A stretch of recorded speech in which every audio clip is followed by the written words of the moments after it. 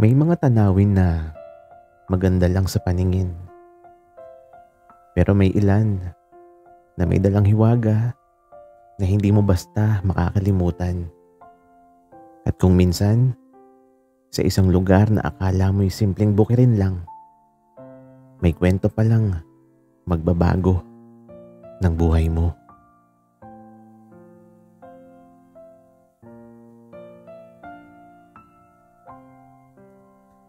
Hindi ko alam kung bakit ko tinanggap ulit ang assignment sa San Telmo. Sabi ko sa editor ko, gusto kong kuhaan ng litrato ang ani ng tubo para sa magazine.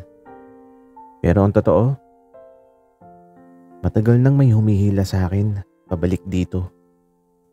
Para bang may tinig sa hangin na paulit-ulit na binubulong ang pangalan ko. Madaling araw nun, lumabas ako ng tinutuluyan ko.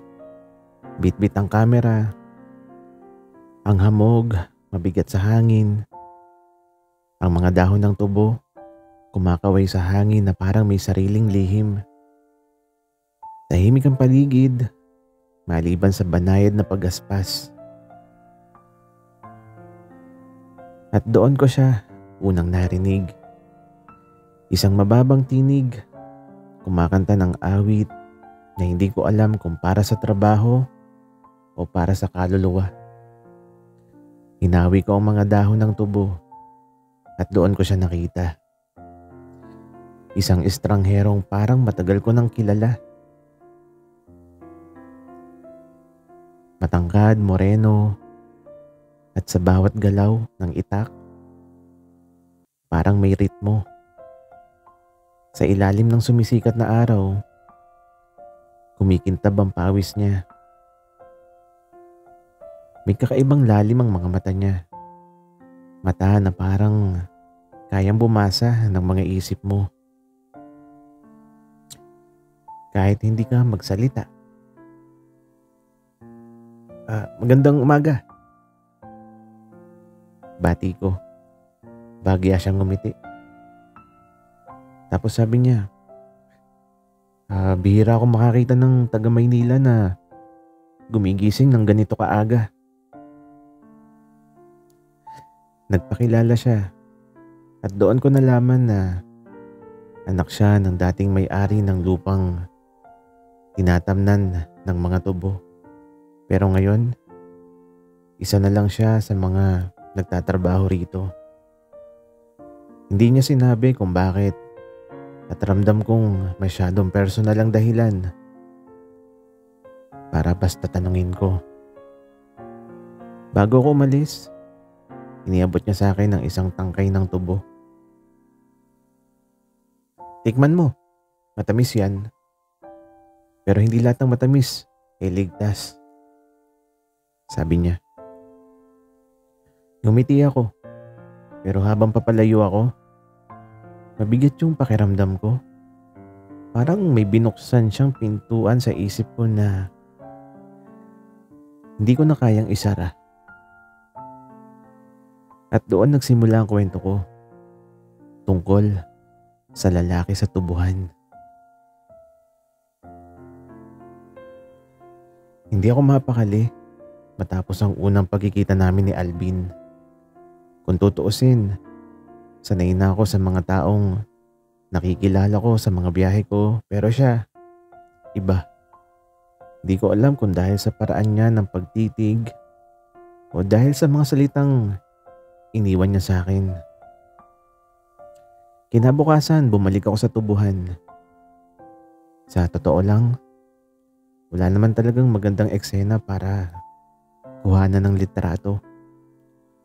Puro mga manggagawang abala, puro pawis at putik.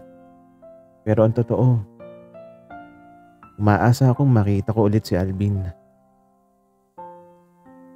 At nakita ko nga siya. Nakaupo siya sa ilalim ng punong mangga sa gilid ng taniman. Umiinom mula sa lumang pitsil. Nang makita niya ako, bagya siyang ngumiti. Pero may halong gulat.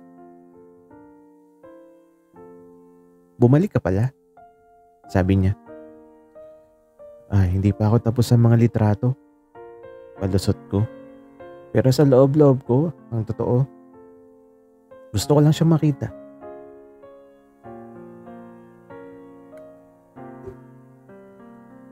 Habang nag-uusap kami, napansin ko na may luma siyang kwintas. Isang maliit na medalya na tila yari sa pilak. May nakaukit na simbolo na hindi ko mawari. Kapag tinatanong ko tungkol doon, umiiwas siya. Pero may isang bagay na mas nagpapaalala sa akin ng kakaiba sa kanya. Tuwing tatamaan siya ng liwanag mula sa pagitan ng mga tubo, parang nagbabago ang kulay ng mga mata niya. Mula sa itim, nagiging kulay abo. Alvin, pwede ba kitang kuwaan ng litrato? Tanong ko. Umiling siya. Hindi pwede. Bakit? Tanong ko ulit. May mga bagay na mas mabuting hindi na lang nakukunan ng kamera o ng kahit anong alaala. Wika niya. Tahimik kaming naglakad papasok sa mas masukal na bahagi ng tubuhan. Doon, biglang tumigil si Alvin at hinawakan yung braso ko. Mainit ang palad niya pero malamig ang hangin sa paligid. Mateo, kapag may narinig kang tawag mula sa gitna ng tubuhan, huwag kang sasagot kahit pamilyar ang boses. Bulong niya sa akin. Kinilabutan ako. Hindi ko alam kung biro ba yun o babala. Pero bago ko pa masagot, lumayo na siya. Iniwan ako mag-isa sa gitna ng mga tubo na biglang parang naging mas makapal at mas tahimik. At sa gabing yun, sa tinutuluyan ko, habang pinapakinggan ko ang hangin sa labas, may narinig akong tinig na mahina pero malinaw. Mateo. Hindi ako sumagot, pero Diyos ko, pamilyar yung boses. Tinatawag yung pangalan ko.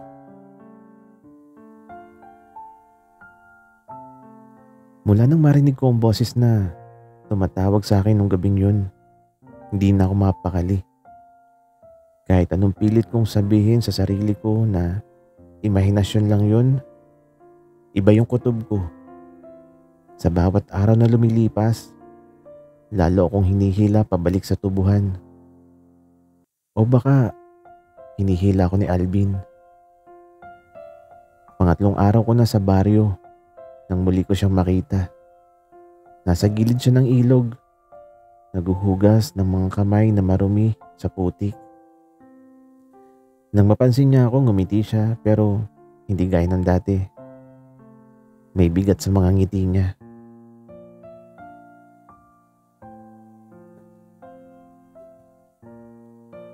Hindi ka dapat nag-iisa rito, sabi niya.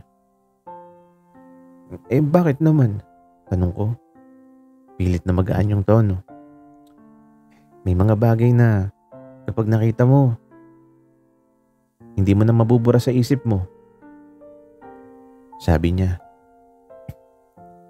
Tahimik kaming naglalakad papasok sa tubuhan. Doon ko lang napansin na walang ibang tao sa paligid. Nakapagtataka dahil dapat oras na yun ng trabaho. Mas makapal din ang hamog kaysa sa karaniwan. At sa pagitan ng mga dahon, may aninong dumadaan. Mabilis, hindi ko maaninag. May nakita ka ba? Tanong ko sa kanya. Hindi siya sumagot. Sa halip, hinila niya ako papunta sa isang bahagi ng tubuhan na may lumang kubo.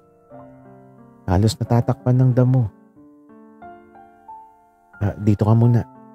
Huwag kang lalabas hanggang hindi ko sinasabi.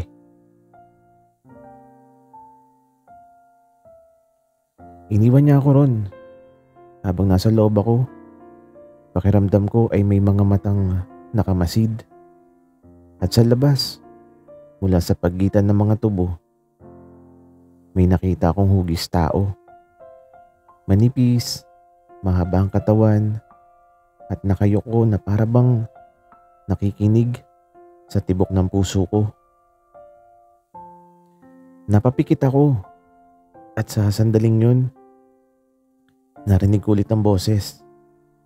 Yung boses na tumawag sa akin nung gabing una. Mateo, halika na. Yan yung naririnig ko. Mabilis na bumalik si Alvin. Hawak yung braso ko at mahigpit yung kapit. Tapos sabi niya, "Huwag kang sasagot." Hindi lahat ng boses na pamilyar ay tao. Pagkalabas namin ng tubuhan, saka lang ako nakahinga ng maluwag. Tinitigan ko siya at doon ko lang napansin na nanginginig ang kamay niya pero mahigpit pa rin ang kapit sa akin. "Alvin, anong nangyayari dito?" Tumingin siya sa akin at sa unang pagkakataon, nakita ko sa mga mata niya ang takot. "Kung sasabihin ko sa'yo, handa ka bang makinig?" Wika niya. Hindi ko alam kung ano yung mas malakas noon, ang tibok ng puso ko o dahil sa kaba o ang paghigpit ng kamay ni Alvin sa braso ko. Alam kong may tinatago siya at kung ano man yun, pakiramdam ko'y hindi na ako makakaalis sa baryo nang hindi nalalaman ang totoo. Pinapunta niya ako sa parehong kubo kung saan niya ako iniwan kanina. Sa loob ng amoy luma at alikabok, pero malinis ang paligid. May mga lumang larawan sa dingding. Mga kuha ng tubuhan mula sa dekada na ang nakalipas. At sa bawat litrato, may lalaking nakatayo sa gitna ng mga tubo. At sa tuwing susubukan kong tingnan ng mas matagal, parang nag-iiba ang mukha niya. "Mateo." Nagsimula si Alvin, mababa yung boses niya. "Bago ka pa ipanganak, may kwento na ang lupang ito. Sa tuwing ani, may nagbabantay dito. Isang nilalang na hindi mo basta makikita, maliban na lang kung ikaw ang pinili niyang makita." Wika ni Alvin. Nilalang na ano?" Tanong ko. Tapos tumango siya. Hindi ko alam kung tao pa siya o hindi, pero lahat ng nakakita sa kanya nagbago. Minsan, nawawala na lang. Wika ni Alvin. Humigpit ang lalamunan ko. "At ikaw, nakita mo na ba siya?" Tanong ko. Tumingin siya ng diretso sa akin, walang iwas. "Mateo, ako yung lalaki sa mga litrato." Wika niya. Parang huminto yung mundo ko.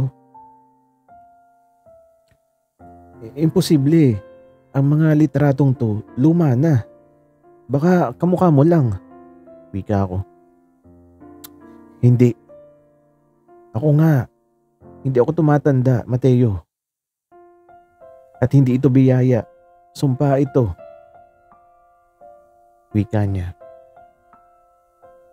Lumapit siya sa akin at sa unang pagkakataon, hinawakan niya yung pisngi ko.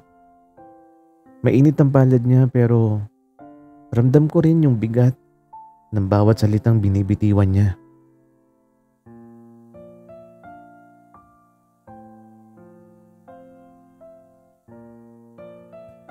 "Kapag pinili ka ng bantay ng tubuhan, parte ka na ng lupa. Hindi ka na makakaalis. at hindi ka natatanda. Pero may kapalit. Wala ka na rin pwedeng mahalin dahil kapag nagmahal ka, kukunin niya yun. Wika ni Alvin. Nanahimik ako. Di ko alam kung mas maniniwala ako sa kwento niya o sa tibok ng puso ko na ngayon lang yata tumakbo ng ganito kabilis. Mateo, kaya kita pinipigilang bumalik dito dahil ayokong ikaw yung sunod. Wika ni Alvin. Pero huli na. Sa loob-loob ko, alam kong nahulog na ako sa lalaki sa tubuhan. Mula nung gabing yun, hindi na ako mapakali. Ang mga kwento ni Alvin ay parang sumasayaw sa isip ko. Hindi ko alam kung takot ba o awa yung mas nangingibabaw, pero may isang bagay na sigurado. Hindi ko siya kayang iwan. Isang gabi, pinuntahan ko siya sa kubo. Tahimik ang paligid at ang hangin ay mabigat. Parang may inaasahang mangyayari. Nakaupo siya sa hagdan, nakatitig sa kawalan. Mateo, dapat umalis ka na bukas, sabi niya. Hindi man lang ako tinitingnan. Hindi ako aalis, sagot ko naman. Hindi mo naiintindihan. Kapag nagtagal ka pa rito, baka ikaw na yung kunin ng bantay. Wika niya. Kung kukunin niya ako, edi magkasama tayo. Wika ko naman. Doon siya tumingin sa akin. At sa mga mata niya, may halong galit, takot, at pag-asa. Mateo, hindi mo alam ang sinasabi mo. Bago ko pa siya masagot, biglang bumigat yung hangin. Sa pagitan ng mga tubo, may dumaan na aninong mahaba ang katawan. Kumikilos na parang usok. Unti-unti itong lumalapit at kahit hindi malinaw ang muka, ramdam kong nakatingin ito sa akin. Mateo, yun ang boses. Yun ang tinig na narinig ko sa unang gabi. Malamig pero mapang-akit. Parang boses na kayang bumura ng lahat ng takot mo kung susunod ka lang. Hinawakan ni Alvin ang kamay ko, mahigpit. Huwag kang sasagot. Pakiusap. Wika ni Alvin. Pero lumapit ang nilalang. Halos maabot na ako. Ramdam ko yung malamig nitong hininga. Kung sasama ka sa akin, makakalaya si Alvin. Bulong nito. Nanlaki yung mga mata ni Alvin. Huwag. Hindi kita ibibigay. Sigaw ni Alvin. Pero doon ko naintindihan. Kaya pala hindi siya makaalis. Kaya pala hindi siya tumatanda. Siya ang tanikala ng sumpa. At doon ako nagdesisyon. Hinawakan ko ang balikat ni Alvin. Tiningnan ko siya sa mata.